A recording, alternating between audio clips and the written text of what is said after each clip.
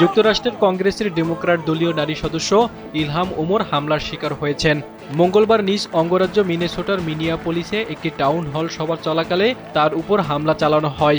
Somali বংশোদ্ভূত এই Democrat আইন প্রণেতা বক্তব্য দেওয়ার সময় হঠাৎ সেখানে একজন ব্যক্তি এসে তার উপর অজ্ঞাত তরল পদার্থ স্প্রে করে।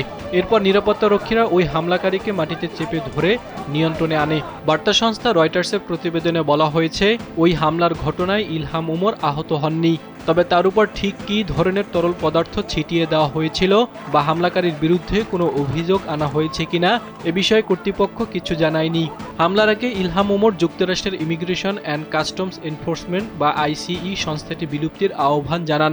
তিনি যুক্তরাষ্ট্রের হোমল্যান্ড সিকিউরিটি বিষয়ক মন্ত্রী ক্রিস্টি নোয়েমের পদত্যাগ দাবি করেন। এরপরই তিনি হামলার শিকার হন। তবে হামলাকারীকে সভাকক্ষ থেকে সরিয়ে নেওয়ার পর মার্কিন কংগ্রেসের মুসলিম এই সদস্য টাউন হলে বৈঠক চালিয়ে যান।